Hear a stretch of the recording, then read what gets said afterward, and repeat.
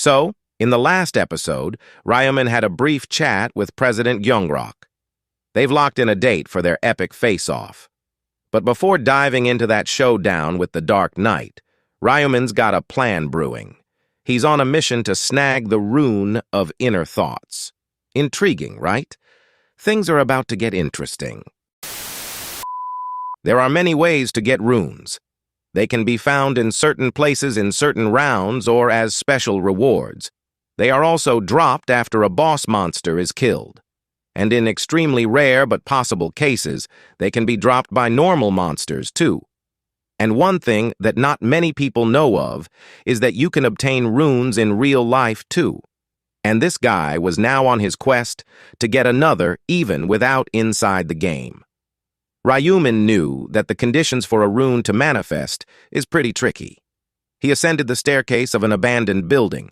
He hid in a corner and waited for a guy named Jang Seun to show up. The person he's waiting for, Jang Seun, uses his real name as his nickname in the other world. Ryumin couldn't forget about him because he's a criminal who kidnapped his brother. He can still clearly remember that guy's voice. He can recall when he saw his brother tied up and blindfolded. Jang Seun pointed a blade on Wani while asking Ryumin if he wanted to save his brother, and to do so, he should pay the price and hand over a piece of information that others don't know. Ryumin feigned innocence. Jang Seun laughed so loud as a response. Instantly, his face turned serious as he warned Ryumin not to lie because he knew that Ryumin is actually a regressor. Ryumin wondered how Jang Seun knew about that, as if Jang Seun read his mind. Jang Seun uttered, "You're curious about how I know that, aren't you?" Ryumin was caught off guard. Then Jang Seun explained that he has the rune of inner thoughts, and he used that to locate Woonie. On top of that, Jang Seun used it right on the stage while facing Ryumin. Since that incident, Ryumin had always been seeking revenge against Jang Seun, from his 11th regression until the present. That's why he doesn't have any other emotional goals anymore. Ryumin put on a mask to hide his face. He planned to acquire the rune of inner thoughts before Jang Seun does. And that was his objective at that moment. Just at the expected moment, Jang Seun entered the warehouse with a person over his shoulder. He threw the person on the ground. That person is a female. She was tied up and had a tape over her mouth. Jang Seun warned her not to yell once he took off the tape.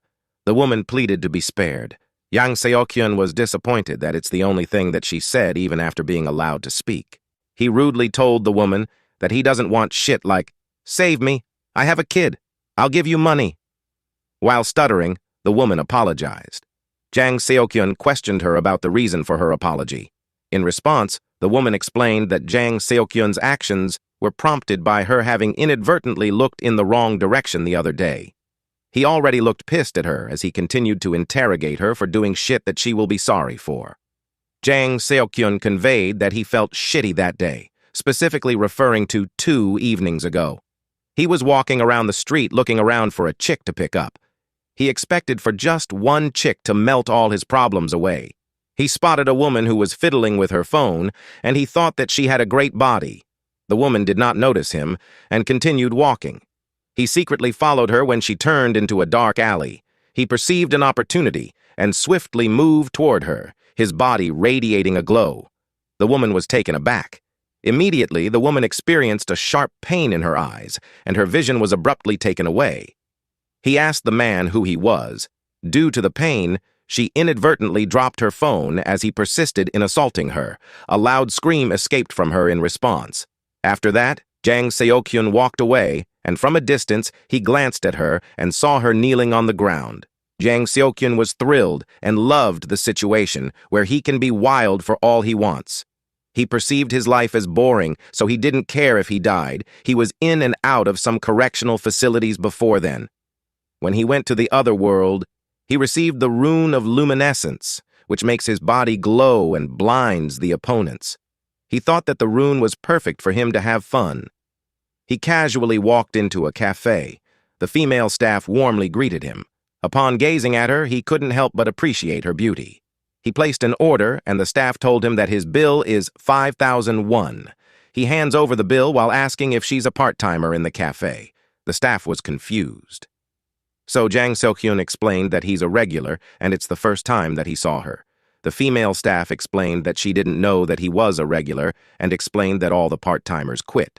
She commented that the world is changing strangely. Jang Seun realized that it made sense. The part-timers knew that they could die any day, so there's no way they're going to spend their time doing a part-time job. He continued to inquire if she's the owner.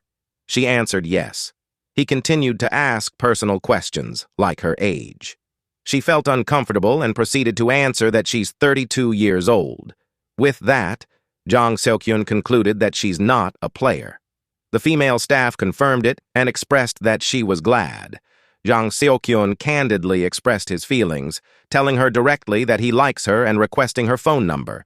She visibly displayed discomfort and chose to remain silent. Jang Seun asked her what was wrong. The female staff was confused. Jang Seun asked her why she has that expression, and if it's because she dislikes his face. She could only utter, "What?" Out of the blue, Jang Seun bursts into anger and asks her if she's disgusted with the few spots on his face. Jang Seun punched the counter and yelled that he feels so shitty. He demanded his money back as he refused the coffee from her. With trembling hands, she gave him his money back. He angrily snatched it from her. He angrily left the store while cursing her on his mind. He's furious that she's looking down on him just because she's pretty. He vowed to make her pay the price for what he perceived as her disdainful look. He waited for her to leave the cafe and hit her on the back of her head with a bat. Back to the present moment, the woman is apologizing to him. Jang Seun scolded her that she shouldn't look down on people just because of their looks. The woman promised him that she won't do it again. Jang Seun was still displeased and accused her of being insincere. He pushed her on the mat. He grabbed her wrist and asked her if she thought that he wouldn't know, that she's just pretending, just to get out of the situation.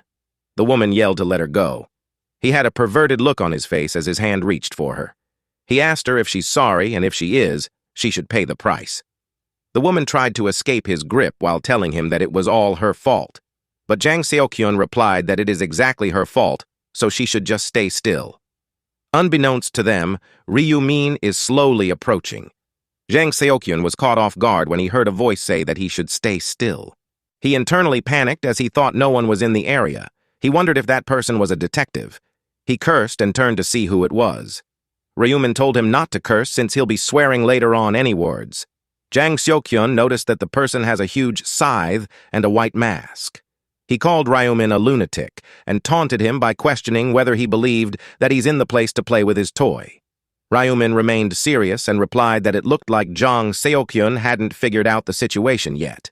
He lifted his scythe and asked him if the scythe looked like a toy. Ryumin swung the scythe, and because of that, Jang Seun realized that it was real. He asked Ryumin if he's a player, and Ryumin replied, "Stupid, what does it look like?" Ryumin told the woman that she can already leave and that it will only be her chance to do so. Jang Seun immediately turned to her and screamed, "What? Says who?" The woman cowers in fear. All of a sudden, Ryumin rushed towards Jang Seun. Jang Seun couldn't react on time, and he was hit on his balls. He dropped to his knees, clutching his groin while he groaned in pain and cursed loudly. Ryumin reminded him that he told him he's gonna swear his ass off. Ryumin told the woman to go and leave Jang Seun to him. The woman thanked him. She quickly ran towards the door. Ryumin told Jang Seun that now only 2 of them were left in the area. Jang Seun continued groaning in pain. Ryumin had a sinister expression on his face as he invited Jang Seun to begin the real game.